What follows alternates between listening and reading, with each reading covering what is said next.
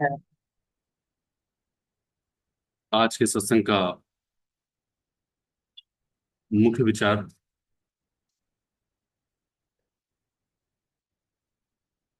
दैनिक जीवन कैसे जिएं,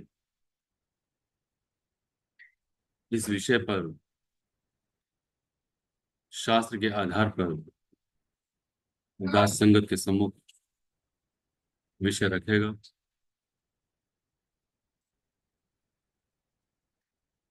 सदगुरुदेव महात्मा मंगत राम जी महाराज ने हम सभी के लिए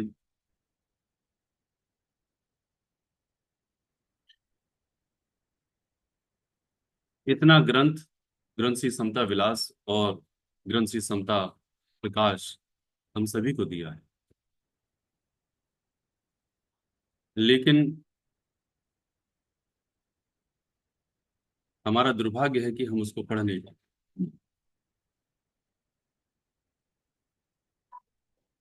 जिस समय महाराज जी देह में थे, देह में स्थित थे, उस समय भी महाराज जी बहुत से शिष्यों के संपर्क में आए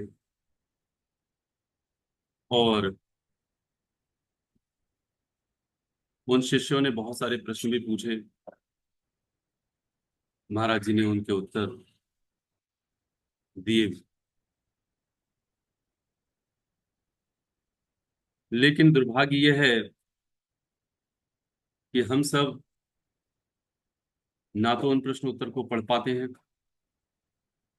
और यदि कभी सुनने का अवसर मिले तो हम सुनने में भी कहीं ना कहीं कोताही बरत देते हैं, अर्थात वह भी नहीं सुन पाते।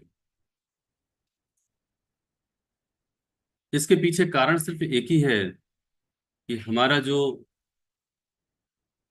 जीवन है वह सही मायने में सत्य के आधार पर नहीं है, बल्कि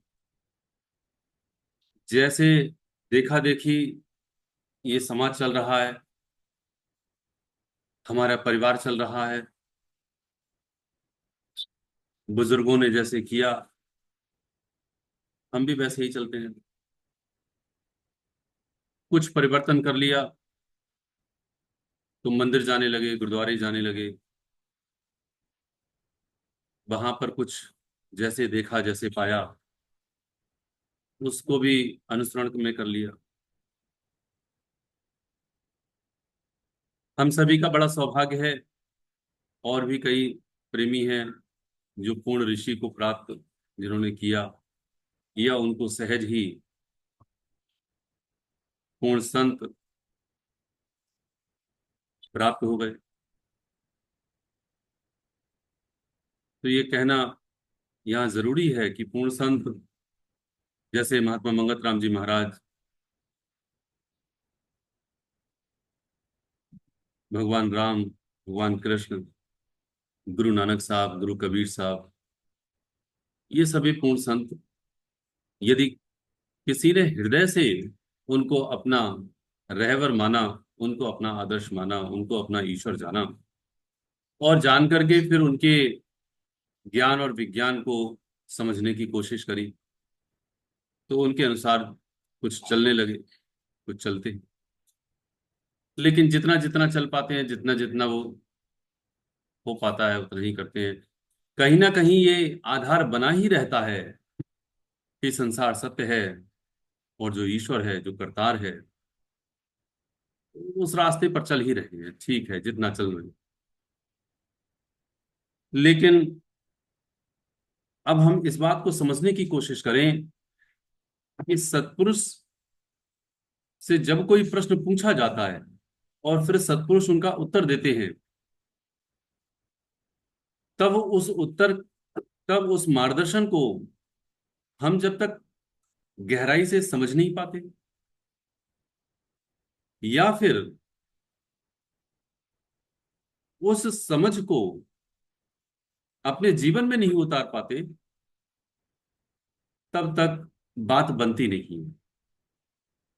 ऐसे ही जीवन चलता रहता है। युवा अवस्था से प्रौढ़ अवस्था आती है, प्रौढ़ अवस्था से वृद्धावस्था आती है। ये शारीरिक अवस्था जीर्ण क्षीर्ण होने लगती है, और एक दिन वह इस संसार से विदा हो जाता है, और उस समय ये अफसोस होता है कि मुझे पूर्ण गुरु मिला, परंतु मैं चल नहीं सकता, परंतु मैं उनके मार्गदर्शन के आधार पर अपने जीवन को व्यतीत नहीं कर सका। ये माया बड़ी ठगनी है। आओ पहले प्रश्न सुने और फिर उनका उत्तर भी सुने, क्योंकि शास्त्र की बात हृदय तक जाती है। दास अपनी बात ना करते हुए महाराज जी से पूछे गए प्रश्न और उनके उत्तर को अब हम सुने पहले, और फिर इस पर गहराई से विचार करेंगे। महाराज जी से प्रश्न पूछा, महाराज जी, दैनिक जीवन किस प्रकार चलाया जाए ताकि आध्यात्मिक जीवन में प्रगति हो सके। प्रश्न को फिर से सुने। महाराज जी, दैनिक जीवन किस प्रकार चलाया जावे ताकि आध्यात्मिक जीवन में प्रगति हो सके। हम दैनिक जीवन सब चला रहे हैं। एक व्यापारी भी चला रहा है, एक सर्विसमैन भी चला रहा है, एक गृहस्थ में गृहस्थी भी चला रही है, एक हर कोई अपने दैनिक जीवन को चला रहा है। लेकिन दैनिक जीवन को चलाते हुए हम किस प्रकार अपने आध्यात्मिक जीवन की प्रगति कर सकें, यह प्रश्न जब पूछा जाए तो बड़ा महत्वपूर्ण हो जाए।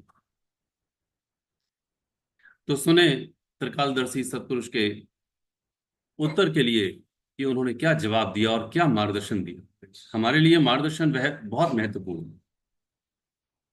ध्यान से सुनेंगे।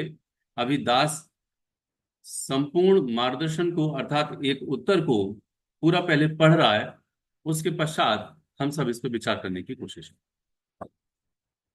महाराज जी मार्गदर्शन कर रहे हैं। इस जीवन का यही लाभ है कि जब तक तू जीवित है उस परमेश्वर की शरण ले, एकमात्र उसी से प्रेम कर, उसी के वास्ते जी, उसी के लिए काम कर, उसी में तुम्हारी बुद्धि रमण करे। इसके अतिरिक्त और कुछ नहीं है। प्रेमी जी, यदि खाना खाओ तो स्वाद के वास्ते नहीं, बल्कि शरीर रक्षा के लिए ग्रहण करो। ऐसी खुराक लो जो शीघ्र पच जावे और उसका बल अधिक समय तक रहे। वस्त्र ऐसे पहनो जो सर्दी गर्मी से बचने के वास्ते काफी हो। तेरी शक्ल जो ईश्वर ने बना दी है ऐसी ही रहेगी, कपड़ों से तेरी शक्ल नहीं बनेगी। थोड़े पैसे में थोड़े पैसे में कम खर्च करके अपने जीवन को व्यतीत करो। सादे वस्त्र पहनने से मत हिचको, इससे तेरे अंदर प्रेम बढ़ेगा और कम आमदनी में तेरा गुजारा अच्छा चल सकेगा। अपना व्यवहार गुजरान के अनुकूल बनाओ, धन जमा करके ना रखो।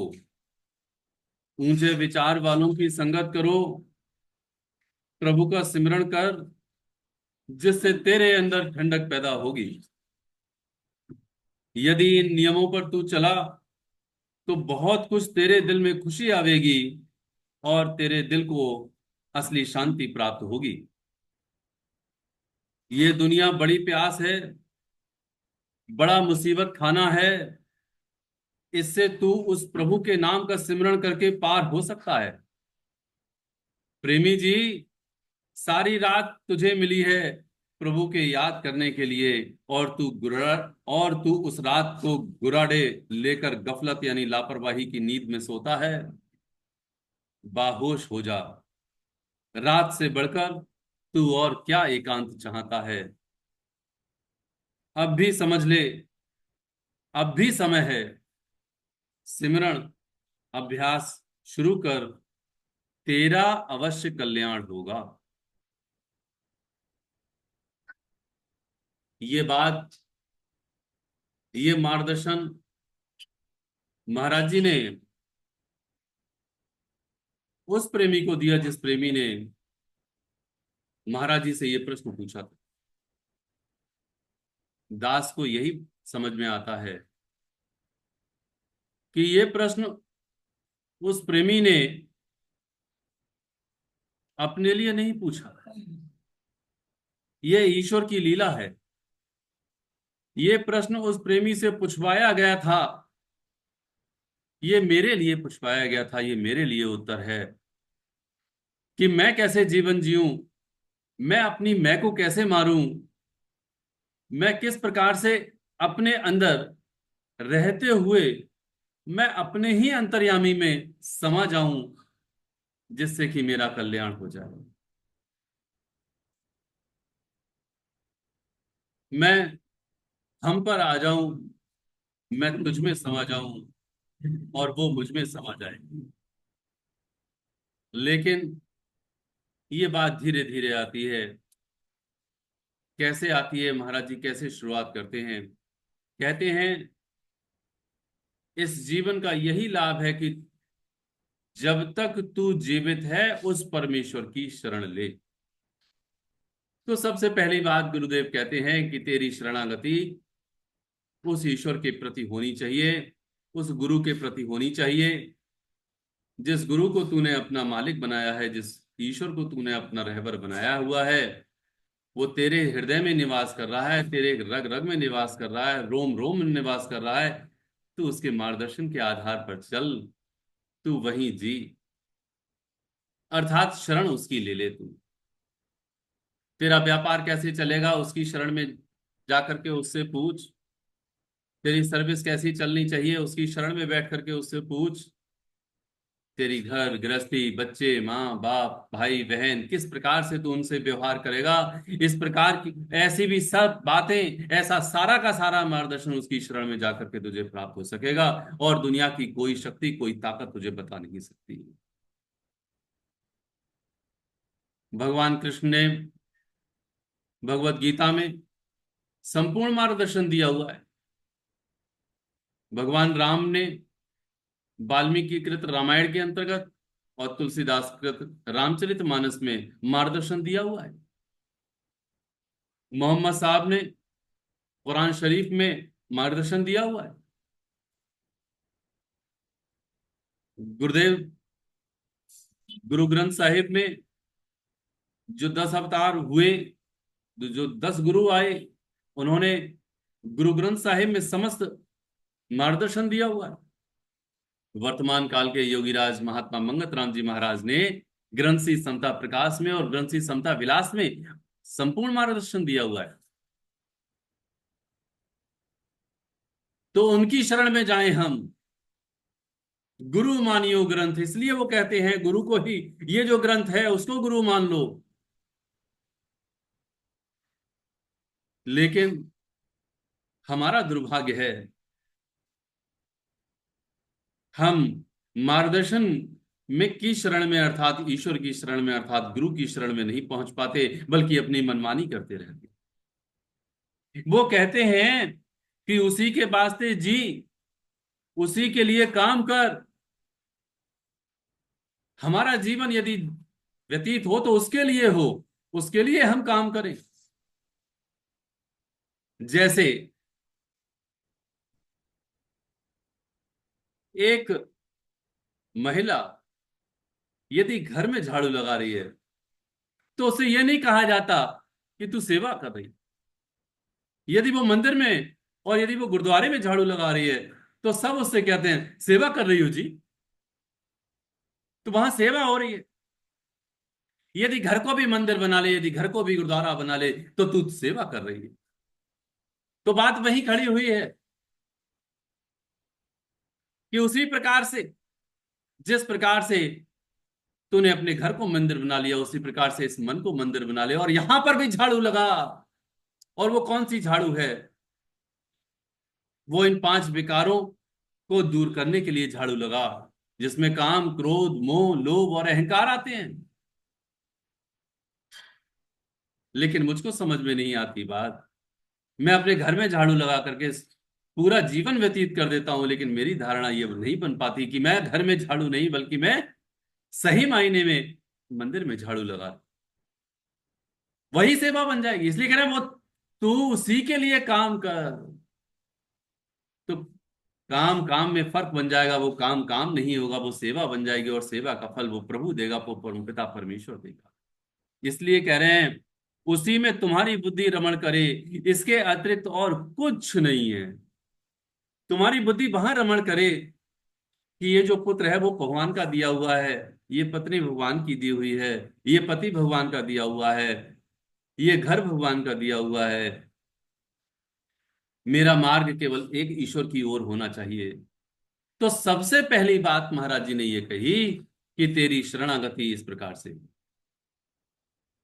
और जब तक शरणागति, जब तक कोई भी मनुष्य मनुष्य करके, जब तक कोई मनुष्य सबसे पहले अपने गुरु के प्रति शरणागत नहीं होता, तो वह जीव भाव में आएगा कैसे?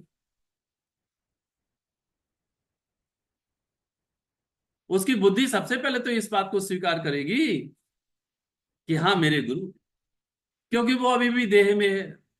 मेरा नाम मनोज है तो मनोज है, तो मैंने अपने गुरु को अर्थात अपने आप को यानी मनोज को महात्मा मंगत राम जी महाराज के लिए गुरु स्वीकार किया मैंने, और उनके मार्गदर्शन के आधार पर चलने की कोशिश की। यानी जब तक मनोज है तब तक महात्मा मंगत राम जी महाराज है। महाराज जी जब ये शिक्षा दे देंगे, जब वो इस आधार पर मुझे आगे बढ़ाने की कोशिश, मैं बढ़ने लगूंगा अर्थात हम आगे आगे बढ़ने लगेंगे, तब महात्मा मंगत राम जी महाराज मेरे अंदर ही स्थिर हो जाएंगे, स्थित हो जाएंगे।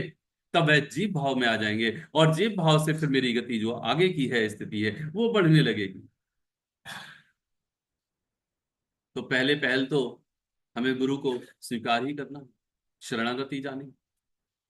शरणागति के बाद कहते हैं कि किस प्रकार से तू आगे का जीवन व्यतीत करेगा। वो कहते हैं कि प्रेमी जी यदि खाना खाओ तो स्वाद के वास्ते नहीं, बल्कि शरीर रक्षा के लिए ग्रहण करो। हाँ, आज मेरी जीभ चटाके मार रही है, चटपटे मुझे स्वाद चाहिए, व्यंजन चाहिए, कभी मिष्ठान चाहिए, ऐसे लजीज व्यंजन चाहिए जिनके लिए मैं कभी विचार भी नहीं करता कि अंदर जाकर के मेरा सत्यानाश हो जाएगा।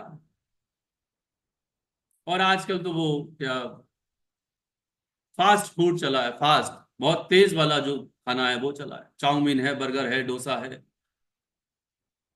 और लोग, मुझे बड़ी हैरानगी होती है इस बात पर, पता नहीं दास को कहना चाहिए नहीं कहना चाहिए, हैरानगी इस बात की होती है कि लोग चलने के लिए चलने की बात करते हैं, चलते भी हैं, लेकिन बड़े जायके से, बड़े चटाके से उन सारे व्यंजनों का वो स्वाद भी ग्रहण करते हैं, उनको बनवाते भी और कहते भी हैं इस बात को, नहीं नहीं मैं तो ईश्वर के मार्ग पर चल, जो मिल जाता है वो खा लेते, जो मिल जाता है वो खा लेते, नहीं नहीं अपने बेटे की खुशी के लिए खा लेते हैं, अपने पत्नी की नहीं, अपनी पति की, हर किसी की खुशी के लिए खा लेते हैं। तो कल को नॉन वेज भी आ जाएगा और वो भी खुशी के लिए खा लोगे, ऐसा स्वाद है। तो महाराज जी कहते हैं कि यदि खाना खाओ तो स्वाद के वास्ते नहीं, बल्कि शरीर रक्षा के लिए ग्रहण करो। मैं खाने के लिए जीता हूं मैं, या फिर मैं जीने के लिए खाता हूं, इन दोनों बातों में बड़ा फर्क है, ध्यान रखना प्रेमी जियो। मैं खाने के लिए जीता हूं या मैं जीने के लिए खाता हूं, इन दोनों बातों में हम गहराई से विचार करें कि आखिर हम किस लाइन पर चल रहे हैं। इसलिए गुरुदेव कहते हैं कि ऐसी खुराक लो जो शीघ्र पच जावे और उसका बल अधिक समय तक रहे। ऐसी खुराक, ज्यादा चटपटी तीखी न ग्रहण करो। खट्टा मीठा तीखना चटपटा नित खाए, मंगत दीर्घ वासना। मंगत दीर्घ कहाँ, क्यों लाइन ये बात कही गई, क्यों ये, क्यों महाराज जी ने ग्रंथ श्री समता प्रकाश में इस बात का वर्णन किया कि मेरी दीर्घ वासनाएं हो जाएंगी? इसलिए भैया इसका ग्रहण मत। अच्छा, आप कपड़े की बात आती है, महाराज जी कहते हैं वस्त्र ऐसे पहनो जो सर्दी गर्मी से बचने के वास्ते काफी हो। तेरी शक्ल जो कुदरत कामला ने अर्थात ईश्वर ने जो बना दी है ऐसी ही रहेगी, कपड़ों से तेरी शक्ल नहीं बनेगी। महाराज जी की घटना रह रह करके याद आती है। उस समय अंग्रेजों का जमाना था। महाराज जी उस समय क्लास में पढ़ते थे। इंस्पेक्शन होने वाला था। अंग्रेज ऑफिसर आ रहे थे। महाराज जी को सभी जो टीचर थे, जो उस समय शिक्षक थे, जो पढ़ा रहे थे, उन्होंने कह दिया कल इंस्पेक्शन है, ठीक से पहन के आना। महाराज जी उसी वेशभूषा में आए। और जैसे ही उनके शिक्षक ने अर्थात उनको पढ़ाने वाले टीचर ने जब देखा, तो महाराज जी को अपने पास बुलाया। मंगत इधर आओ। तो उन्होंने कहा कि तुम्हें तो पता था कि आज इंस्पेक्शन होने वाला है, तुम ऐसे लिबास में आ गए हो। महाराज जी ने एक ही बात कही कि इंस्पेक्शन करने वाले शक्ल देखेंगे, लिबास देखेंगे, या फिर ज्ञान को देखेंगे। तो मतलब क्या कहने का कि यदि हम लिबास अच्छा पहन लें तो कुदरत कामला ने, जो ईश्वर ने, जो परमात्मा ने हमारे लिए शक्ल दी हुई है, वह शक्ल बदलने वाली नहीं है। लेकिन आज मेरी स्थिति जो हो गई है, वो ऐसी इस कदर स्थिति हो गई है कि मैं अपने लिबास को इतना चमकीला, इतना भड़कीला बनाना चाहता हूं कि सब लोग मुझे ही देखें। पार्टी में अगर एक बार मैंने अपने ड्रेसेस को पहन लिया है, तो दूसरी पार्टी में ये ड्रेस नहीं पहननी है, क्योंकि सब टोकेंगे, ये तो तुम पिछली वाली पार्टी में भी पहन के नहीं टोकेंगे तो बात तो जरूर करेंगे, एक दूसरे से गुफ्तगू करेंगे। तो महाराज जी कहते हैं तेरी शक्ल जो ईश्वर ने बना दी है वैसी ही रहेगी। अच्छा, इससे होगा क्या? महाराज जी कहते हैं थोड़े पैसे कपड़ों में लगाकर कम खर्च करो, सादे वस्त्र पहनने से मत हिचको, इससे तेरे अंदर प्रेम बढ़ेगा और कम आमदनी में गुजारा अच्छा चल जाएगा। जब सारे के सारे हम ऐशो आराम करेंगे, सारे सारे के सारे हम भोग विलासताओं में जब ज्यादा से ज्यादा अपने खर्च करेंगे, तो हमारे लिए कम पैसे की जरूरत पड़ेगी या ज्यादा जरूरत पड़ेगी ज्यादा पैसों की? तो हमें पता है कि ज्यादा पैसे की जरूरत पड़ेगी। महाराज जी कह रहे हैं अगर सादा लिबास, सादा खुराक रखोगे तो कम पैसे में आपका गुजारा अच्छा हो जाए। इसलिए कहते हैं आगे कि अपना व्यवहार गुजरान के अनुकूल बनाओ, धन जमा करके ना रख, धन जमा करके ना रख। हम धन जमा करने में इतने इतने आतुर हैं कि अपने लिए तो बहुत धन जमा हो जाए, नहीं नहीं मेरे बेटे को भी धन जमा हो जाए, फिर भी चैन नहीं मिलता, मेरे नाती पोतों के लिए धन जमा हो जाए। तो धन जमा करने में क्या है? मेरा निश्चय बना हुआ है जितना ज्यादा धन मेरे पास होगा उतना ही मैं ज्यादा ज्यादा से ज्यादा सुखी हो जाऊंगा। ये निश्चय मेरा नहीं टूटता। लेकिन वाणी तो कुछ और फरमान कर रही है। वो कह रही है जेती संपत पाविए उतना घना कलेश, मन नहीं धीरज पकड़े दुखिया रहत हमेश। अब जिसने शरणागति ईश्वर की पाई है, जिसने शरणागति गुरु की ली है, वो गुरु के इस मार्गदर्शन को ग्रहण करेगा। तो क्या धन जमा करके रखेगा? वो तो धन जमा करके नहीं रखेगा, ना रखेगा और ना ही रखने की सलाह देगा। क्यों? क्योंकि उसके लिए पता है, बुजुर्गों ने कहा है, कौन सी लाइन, कि पूत कपूत का धन संचय, पूत सपूत का धन संचय। यदि पुत्र मेरा सपूत बन गया तो उसके लिए धन की आवश्यकता क्या है? वो अपने आप कमाएगा और अपने आप खाएगा और भगवान का भजन करेगा। और यदि पुत्र मेरा कपूत बन गया तो कितना भी धन संचय कर लो, वो तुम्हारे सारे के सारे धन को खर्च करेगा, उड़ाएगा और उसका भी सर्वनाश कर देगा। इसलिए ना पुत्र के लिए धन संचित करो, ना कुपुत्र के लिए धन संचित करो, उतना ही कमाओ। इसलिए देखो कितनी सुंदर वाणी कही गई, साईं इतना दीजिए जामे कुटुंब समाए, मैं भी भूखा ना रहूं साधु न भूखा जाए। साईं इतना दीजिए, हे साईं, हे परमात्मा, केवल इतना दे दो मेरे लिए जिसमें मेरा परिवार का गुजारा चल जाए बस। और मैं भी भूखा ना रहूं, साधु ना भूखा जाए। साधु के यहाँ पे कह रहे हैं जो भी आगंतुक है, जो भी आपके यहाँ मेहमान आए हैं या साधु लिबास में कोई परमेश्वर आए हुए हैं, वो भूखा ना जाए। वो भूखा नहीं जाए, इतना ही दे दो बस, इससे ज्यादा नहीं देनी चाहिए। क्यों नहीं देना चाहिए इससे ज्यादा? क्योंकि इससे ज्यादा धन मेरी बुद्धि को भ्रष्ट कर दे। इसलिए महाराज जी कह रहे हैं कि कम आमदनी में तेरा गुजारा अच्छा चलेगा। अपना व्यवहार गुजरान के अनुकूल बनाओ, धन जमा करके ना रख। ऊंचे विचार वालों की संगत कर। जो अच्छे विचार वाले हैं उनकी संगत करो भैया। अच्छे विचार वाले का मतलब जो सतमार्ग पर चल रहे हैं उनकी संगत करनी है। यह है ऊंचे विचार वाली संगत, और कोई संगत नहीं है। और यदि ऐसी संगत नहीं मिल पाती है तो केवल शास्त्र की संगत करो। जो पूर्ण परमेश्वर है, जिन्होंने शास्त्र रचे हमारे लिए दिए हैं, वो शास्त्र हमारे और किसी के लिए नहीं दिए हैं। किसी और जोनी में किसी भी कोई भी देहधारी पढ़ता नहीं है। ना कुत्ता पढ़े, ना बिल्ली पढ़े, ना हाथी पढ़े, ना खच्चर पढ़े, कोई नहीं पढ़ता। इसके लिए तो हमारा मानुष का चोला दिया है। इसीलिए कहते हैं बड़े भाग मानुष तन पावा, सुर दुर्लभ सद ग्रंथन गावा, साधन धाम मोक्ष कर द्वारा, पाए न जेहि परलोक से।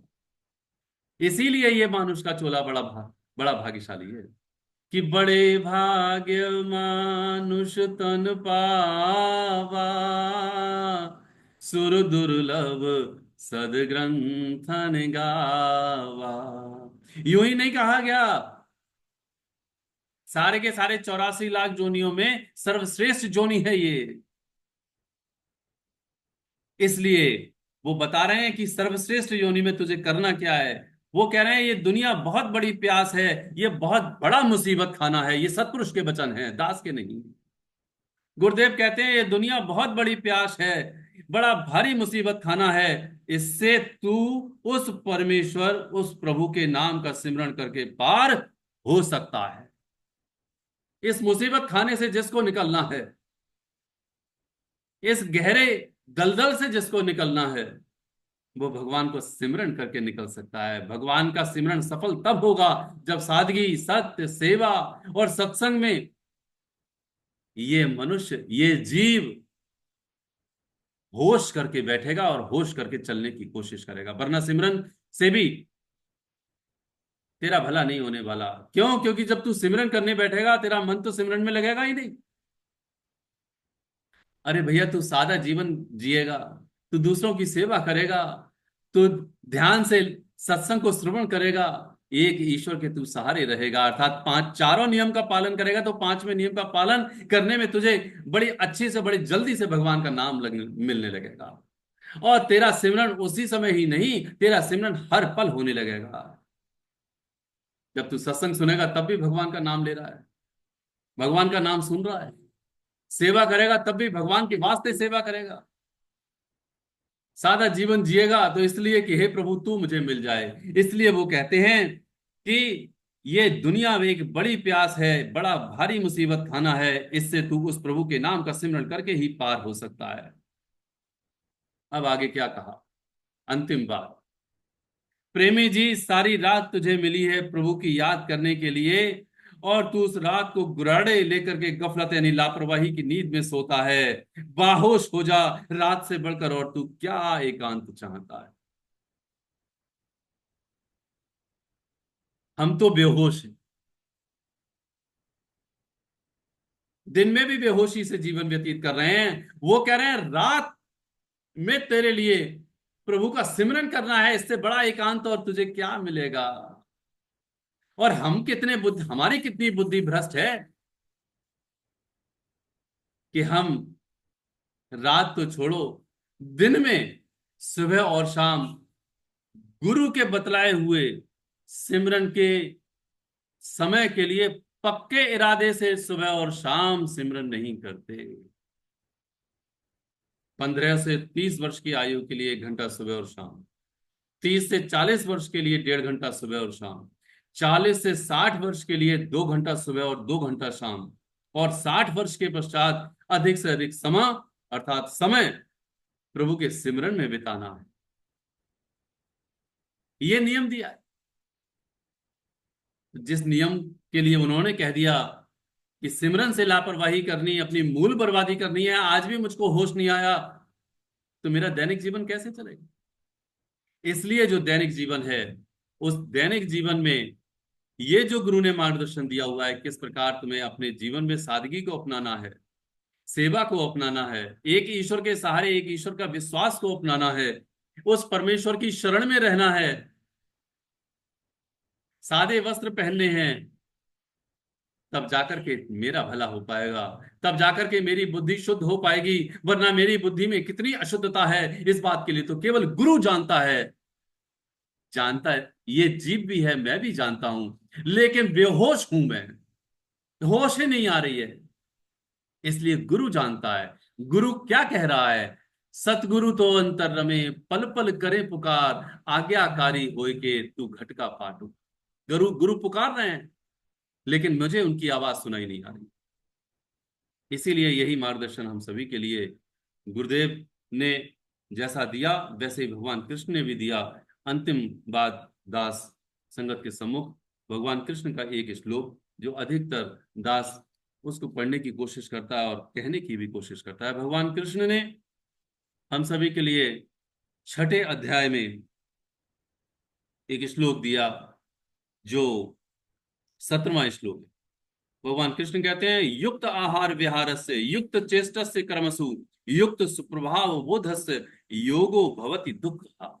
यहाँ पर दुःखः का जो शब्द है, जो महाराज जी कह रहे हैं, ये संसार बड़ा भारी मुसीबत खाना है, भगवान कृष्ण भी कह रहे हैं योगो भवति दुःखः, ये दुख भरे संसार से, इस बड़े भारी मुसीबत खाने से, वो कहते हैं यथा योग्य आहार विहार करने वाले का ही भला होगा, कर्मों में यथा योग्य चेष्टा करने वाले का कल्याण होगा, और यथा योग्य सोने और जागने वाले का ही भला होगा, और किसी का भला नहीं होगा। ये सूत्र भगवान कृष्ण ने 5000 वर्ष पूर्व हम सभी को ये सूत्र दिया, जो छठे अध्याय का 17वां श्लोक है। और वर्तमान काल के योगीराज महात्मा मंगत राम जी महाराज ने इस प्रश्न के उत्तर के लिए हम सभी को इतना वर्णन करके दिया, एक प्रेमी के माध्यम से प्रश्न करवाया और उसका वर्णन किया।